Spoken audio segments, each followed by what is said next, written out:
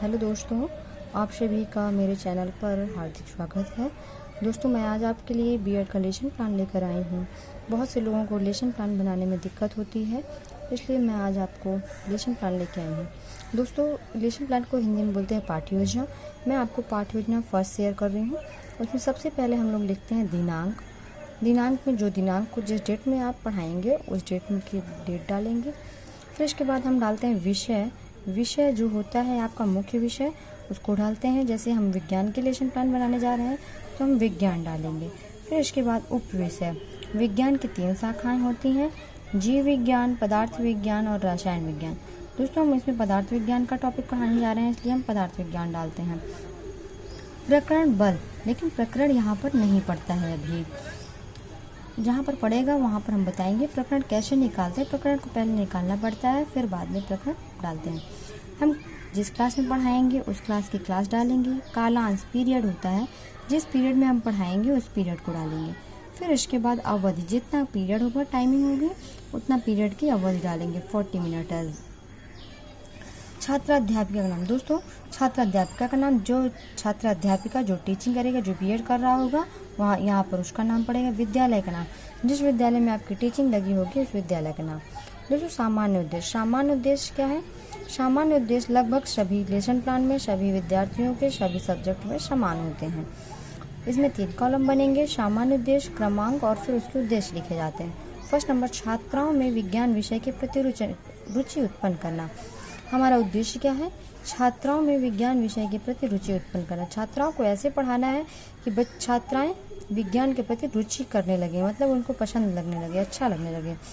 दूसरा है छात्राओं में वैज्ञानिक दृष्टिकोण उत्पन्न करना और उनका व्यवहारिक उपयोग सिखाना।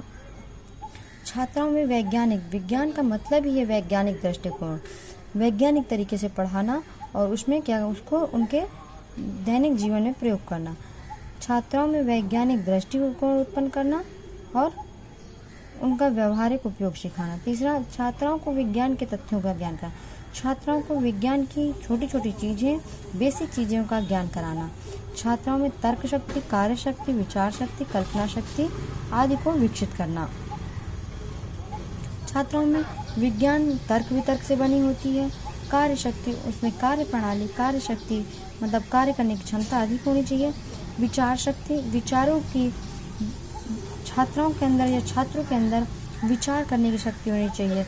विचार करना मतलब अगर हम ऐसा करें तो क्या ऐसा हो सकता है।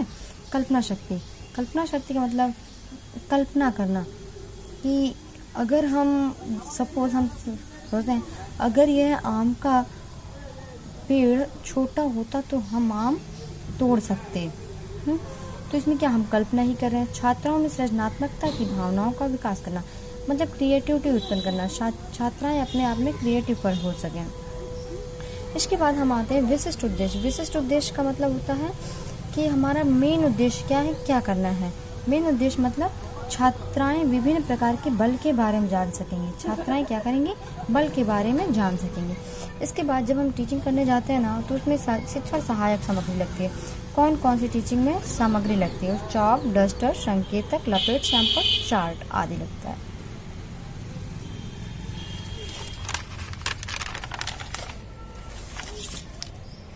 इसके बाद दोस्तों हम लोग पूर्व ज्ञान के बारे में जानते हैं। बच्चे बल के बारे में सामान्य जानकारी रखते हैं। पहले हम जब किसी हम क्लास में बच्चों को पढ़ाने जाते हैं तो उसकी पूर्व ज्ञान की जरूर देख लेते हैं कि पिछली कक्षाओं में, पिछले दिनों में क्या पढ़ाया गया है इन्हें। नेक्स्ट है, इसमें 4 कॉलम बनते हैं। शिक्षण बिंदु, छात्र अध्यापिका क्रिया, छात्र अनुक्रिया, शिक्षण बिंदु। शिक्षण बिंदु में प्रस्तावना प्रश्न पड़ता है। प्रस्तावना प्रश्न, प्रार्थना होने के बाद आप सभी कहाँ जाकर बैठते हैं? छात्र उत्तर देंगे कक्षा में। फिर इसके बाद जो हमारा ये छात्र अनुक्रिया होता है उसी पॉइंट को लेकर हम दूसरा क्वेश्चन पुटअप करते हैं बच्चों से। कक्षा में आप किससे प्रवेश करते हैं? दरवाजे से। दरवाज़ा खोलने के लिए आप हाथों की सहायता से कौन सी क्रिया करते हैं? तो बच्चों की तरफ से आंसर है धक्का देते हैं। धक्का देने की स्थिति में शरीर द्वारा क्या लगाया जाता है? बच्चों की तरफ से आंसर है बल।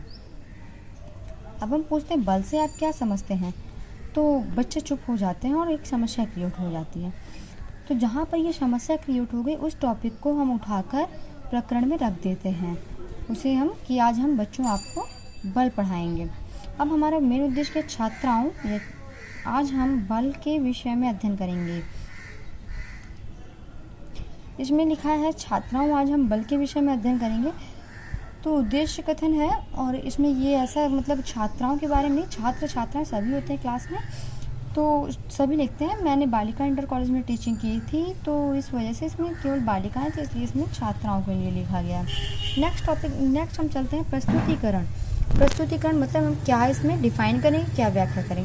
प्रस्तुतिकरण के नीचे बल लिखते हैं, व्याख्या करते हैं हम कि बल अब किसे कहते हैं। किसी स्थिर वस्तु को गति देने के लिए या गतिशील वस्तु को रोकने के लिए हमें कुछ प्रयास करने पड़ते हैं, उस प्रयास को हम बल कहते हैं। छात्राएं क्या कर रही हैं, ध्यानपूर्वक सुन रही हैं, हम बता रहे हैं, समझा रहे हैं, व्याख्या कर रहे हैं, छात्राएं ध्यानपूर्वक सुन रही हैं। सपोज हम देखते हैं कि जैसे ये हमारे मोबाइल का कवर है, ठीक है, कवर है तो अब हम ये रखा हुआ है, यदि हम इसको ऐसे करके खींचते हैं या फिर ऐसे करते हैं तो फिर इसमें कुछ ना कुछ हमारा एनर्जी वेस्ट होती है। और एनर्जी किस लिए वेस्ट होती है, क्योंकि हम इसमें बल लगाते हैं, ठीक। तो इसमें कुछ ना कुछ बल लगाना पर वास्तव में बल ना तो किसी ने देखा है और ना ही चखा है और ना ही महसूस किया है। किसी वस्तु को खींचने, ढकेलना या ठोकर लगाने, ये सभी क्रियाएं वस्तु की गति देने की युक्तियां होती हैं। हमारे द्वारा किसी तरह के बल लगाने पर उनमें गति होती है। जैसे दरवाजे को खींचा जाता है या दराज को खींचा जाता है, हॉकी स्टिक से गेंद के आगे की ओर ठोकर लगाते हैं, कोई भी कार्य हम करते हैं तो उसमें बल लगता है फाइनली। अब इसका मात्रक क्या होता है, न्यूटन। बल का मात्रक न्यूटन होता है, ठीक। इसके बाद हम देखते हैं विश्लेषण, छात्राध्यापिका क्रिया और छात्रानुक्रिया। विश्लेषण क्या होता है, विकासात्मक प्रश्न। छात्राध्यापिका क्रिया, छात्राध्यापक क्या क्रिया होती है, यहाँ पर छात्राध्यापिका प्रश्न करती है और छात्र उत्तर देते हैं। किसी स्थिर इस वस्तु को गति देने के लिए प्रयास को क्या कहते हैं, सेम क्या, छात्रों की तरफ से उत्तर मिला बल। ये किस प्रकार की शिक्षण विधि है, प्रश्नोत्तर विधि है। नेक्स्ट देखिए, बल का मात्रक क्या होता है, बच्चों की तरफ से उत्तर आया न्यूटन। बल के दो उदाहरण बताओ, दराज खींचना और स्प्रिंग को फैलाना। ये श्याम पटकार होता है जो हम ये ब्लैक बोर्ड में या व्हाइट बोर्ड में बच्चों को करके समझाते हैं। इसके बाद पहला जो डायग्राम है उसमें बल लगाने पर स्प्रिंग फैलती है और बल लगाने पर गेंद गोलाकार से अंडाकार हो जाती है। जैसे हम कोई भी गेंद लेते हैं और उसको दोनों हाथ से दबाते हैं तो वह गोलाकार या अंडाकार हो जाती है। आप प्लास्टिक की गेंद का उदाहरण मत लीजिएगा, आप रबड़ की गेंद, कॉर्क की गेंद का लीजिएगा। अब इसके बाद हम पुनरावृत्ति प्रश्न। अब इसमें हम बच्चों से प्रश्न करते हैं कि बच्चों को कुछ आया या नहीं ये देखने के लिए। बल लगाने से स्प्रिंग क्या होती है तो बच्चे बताएंगे आंसर। बल का मात्रक क्या होता है, बल के दो उदाहरण बताइए, इन सभी का आंसर बच्चे बताएंगे। इसके बाद हम देखते हैं कक्षा निरीक्षण। जो छात्राध्यापिका टीचिंग कर रही होती हैं वो कक्षा का निरीक्षण करती हैं कि बच्चों ने क्या क्या किया, होमवर्क लिखा नहीं लिखा।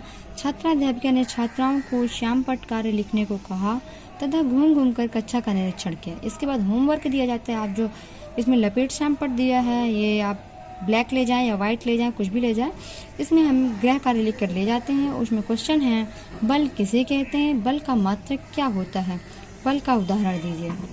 दोस्तों ये हुआ आपका आज बल का लेसन प्लान, पहला लेसन प्लान है। आप इसको देखकर ये आपके लिए हेल्पफुल होगा। यदि आप बीएड कर रहे होंगे तो आप इसे देखकर अपने लेसन प्लान की कॉपी में बना सकते हैं। Thank you.